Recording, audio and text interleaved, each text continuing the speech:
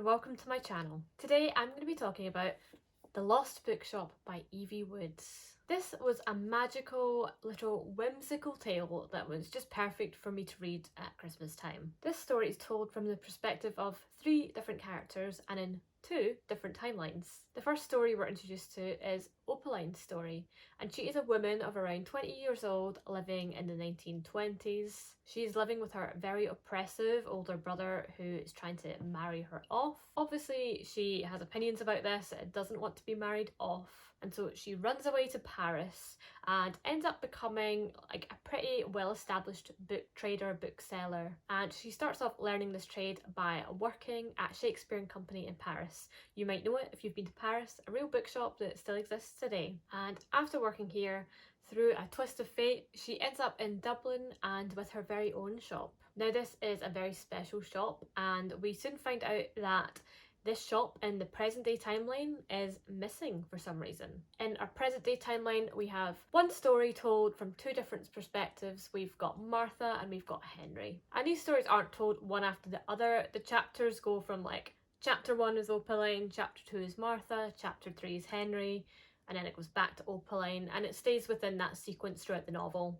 So in the Opaline chapters, we're following her story as it goes through, starting from this runaway to Paris and ending, I won't say. And Martha and Henry's is in the present day, unclear when. It might be the 90s, or it might be the noughties, or it might be the 10s. They do have mobile phones. That's all I can really establish. And the book Normal People by Sally Rooney is published, so it must make it the 2020s. Yeah, or at least late 2010s. When we meet Martha, she is in a bit of a bad place. She has been in an abusive marriage and she's separated from her husband, though she's not divorced yet. And she's moved to Dublin out of the countryside and has taken up a job as a housekeeper in this big old house. And in the basement of this house, there is a little flat which she makes her residence.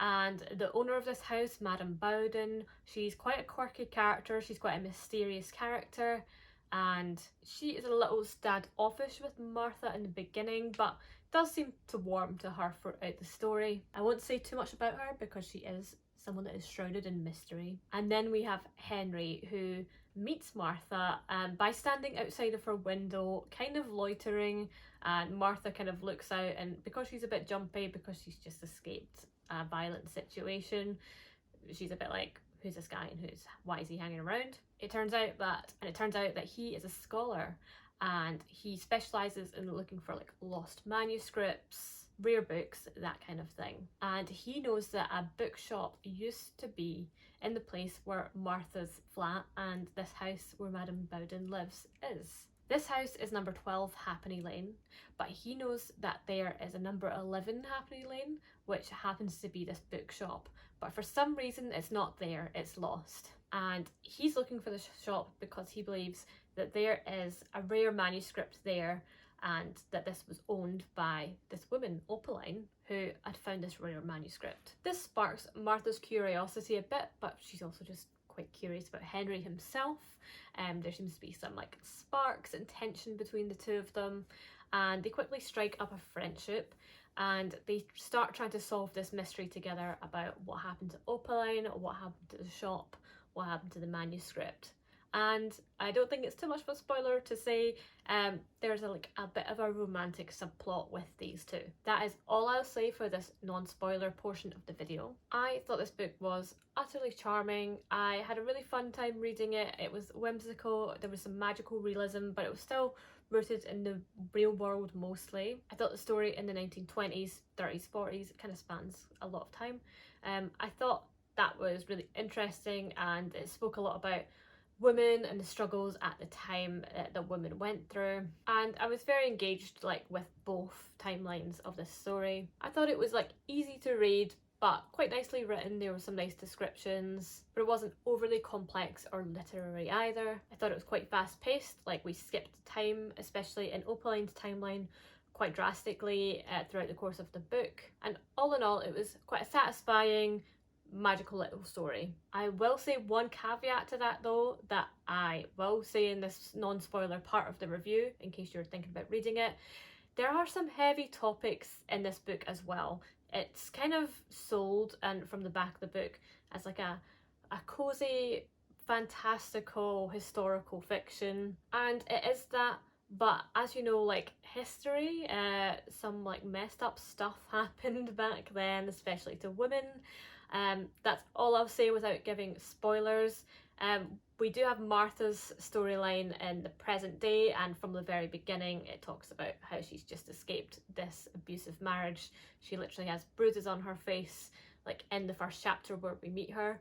And that's all I'll say. There's violence against women, and it happens, like, it's a pretty big theme of the book, and it's quite dark. I would recommend looking up trigger warnings if you've been through anything like that, because you don't want to go into a nice Christmassy, like cozy read and then end up really upset and really triggered.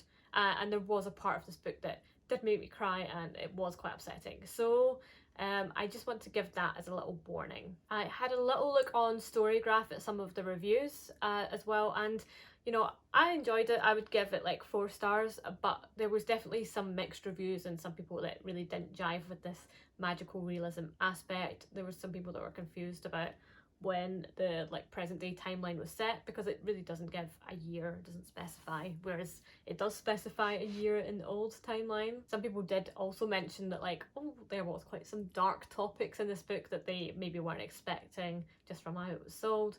So that's a bit of a picture of what other people thought. Lots of people did like it as well, and honestly, like, I didn't look extensively at the reviews, but some of the negative reviews seemed a little bit silly to me. It was like they didn't finish it. It just seemed like it wasn't the book for them, and like, yeah, obviously, like, people have preferences. This isn't for everyone, but if you like this sort of thing, then you will probably like it. I got the impression from some of the reviews that people had been like given it as a book club pick, and so like they hadn't really chosen it specifically to their tastes. There was also like one person that obviously had really high standards, and they just said that this was horribly written. I don't agree. I don't think it was horribly written. I've read way worse books. Like, let's just say the writing and like the use of English and grammar and stuff is better than ACOTAR. Like, it's better than that standard. But is it literary fiction? Probably not. It's fine. It's just quite nice. It does the job. And there's also like, there's some passages from some fictional books in this, one of which is emulating like a famous author. Obviously the writer has written those parts emulating a specific style, a specific time period, and like, I think she did a good job of those parts personally. However, I will say, you know, the person that she's emulating is Emily Bronte, and I have not read Wuthering Heights, so maybe I'm not the person to say whether she did a good job or not. It seemed to be like the right tone and stuff. So yeah, I thought it was good enough for me. Now that I've given my little bit of a non-spoiler review, I'm gonna now get into it a bit more, talk about what actually happened, get into spoiler territory. So if you've not read the book, click off now. If you do go away and read it, come back to the video, let me know what you thought. Let me know if you're mad at me for recommending you it. Like, you know your taste, and you know if this sounds like it's for you or not, so I'll let you be the judge. I quite liked it, but that really doesn't mean anything. And if you're sticking around, hello, what did you think? This book took a lot of turns and it really kept me guessing. I liked the mysterious elements of this book, and I liked the twist that Martha turned out to be related to Opaline. My heart really broke for Opaline when she was admitted to the asylum. I thought it was tough to read about, though interesting. I thought it was really heartbreaking when she thought her baby was stillborn. That's what I was alluding to as a trigger warning in the non-spoiler portion. But I'm glad that ultimately we kind of had a happy ending. Obviously the baby survived. Awful that they sold the baby, but these things did happen in these days, and it was just awful how women were treated and admitted for hysteria and all sorts of like normal reasons. Reading this book really made me think about how far women's rights has come since the 1920s. Obviously in the timeline of Opaline's story, women had just got the vote as we are starting with her story, but despite this, things were still very hard for women. The conditions in these asylums were just shocking, and the fact that this went on until like the 40s and even the 50s is just mind-boggling. We've come so far in the past 100 years, but as Martha's story shows us, women still aren't completely free from some of these issues. Women still experience violence at the hands of their partners. I thought that it was good that this story covered themes of women being censored, women being silenced. And I think it was cathartic to read about these women rise above these issues and get a happy ending ultimately. I thought Henry's storyline had a little bit less going on than Martha's and Opaline's, but I think it was good that he as a character had like additional knowledge. He was kind of a scholar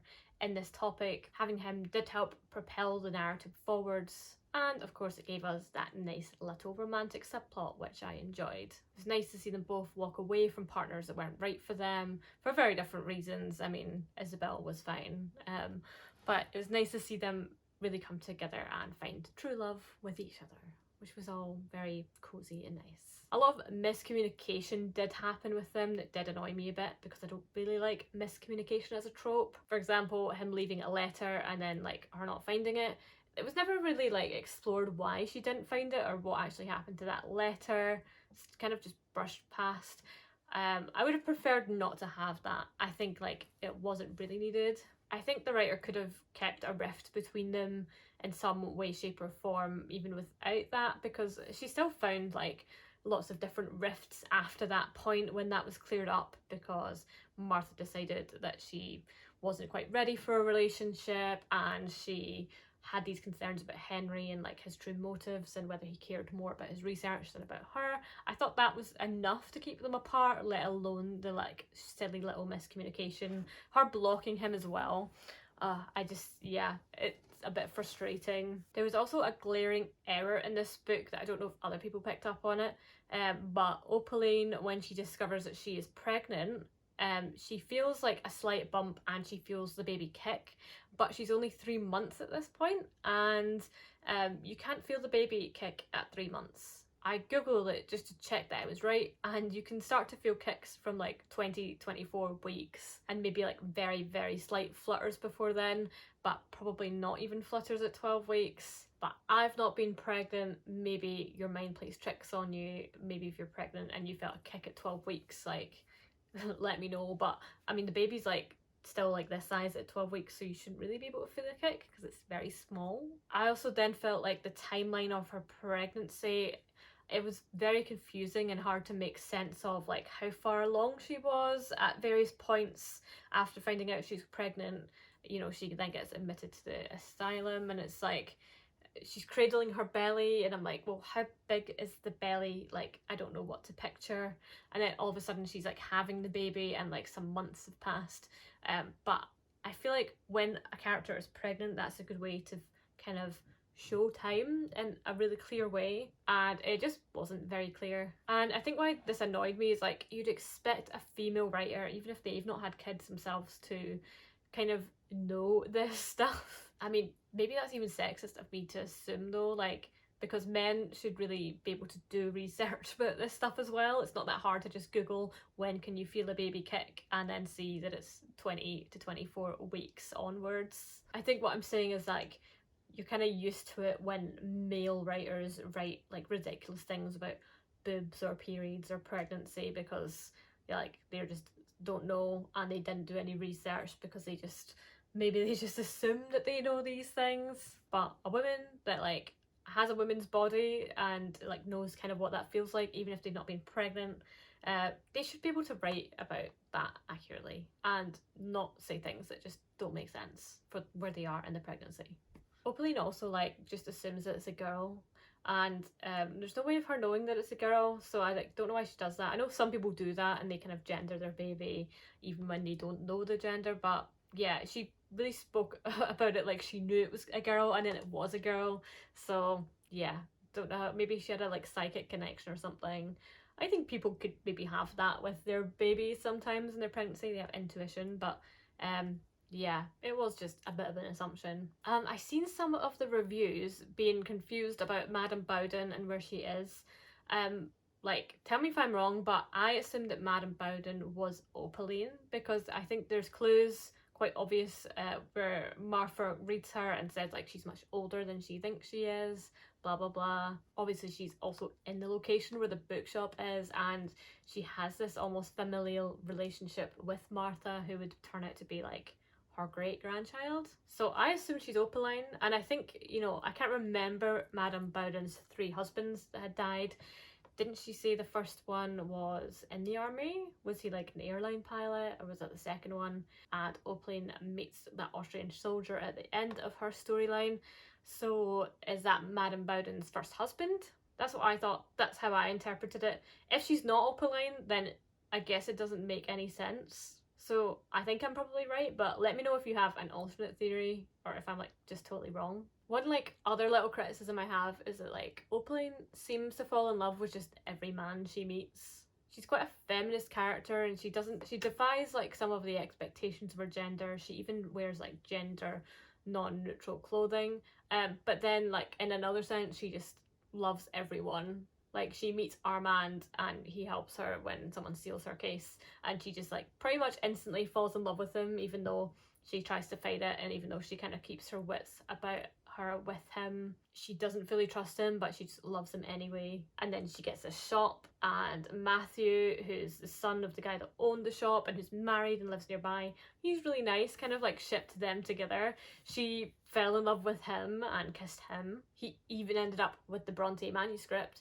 But then that doesn't really go anywhere. He just like dies, and like, is he dead? Like, I guess he is, because he doesn't show up at the end. I kind of thought he would show up later and like maybe they would have a romance, but nope, he's just gone. And then she's incarcerated and she doesn't see any more men for a while. And then like the first man she meets is just this guy who happens to come along and then pretty much save her and like care for her when she's very weak after her escape. And she falls in love with him, and then he comes back at the end. So she falls in love a lot, this Opaline girl. And just another like little critique that I have is her brother slash father. That was a weird twist, but he does seem to be just an evil character and not very nuanced at all. And he's even like half burned from being in the war, which does come across as like he's got, you know, ugly features to show that he's evil, kind of like a Disney villain in that kind of sense. I almost don't like that someone so scarred is then portrayed as evil. It feels like very old-fashioned. I kind of prefer it when like someone that's scarred, it subverts the expectation and they end up being like a really good person. But I did slightly change my mind about it during like their final confrontation, when I think it's him that explains, you know, he had these horrific burns from the war, how that took his ability away to have children and kind of made him disabled, made him disfigured. And I can see how that might make him very resentful. I can see how it made him resentful of the people that deserted or who were going to desert in the army that he like executed. I can see how that would make it difficult for him to like further the family line and thus put a lot of pressure on Opaline to marry. I can also see like why he's resentful that he would end up with this child that was his, but you know, her mother just abandoned her there. I can see why he would want her to be like useful in some way by like marrying and helping further the family line. So yeah, I guess the fact that he's scarred and that he's had these injuries that he can't really come back from does explain quite a bit about his character and why he's gone down the route that he has. But it does feel a little bit like a Disney villain kind of, not just backstory, but like, look, I think we could have found more goodness in him that just made him a bit more nuanced and a bit more complex of a character.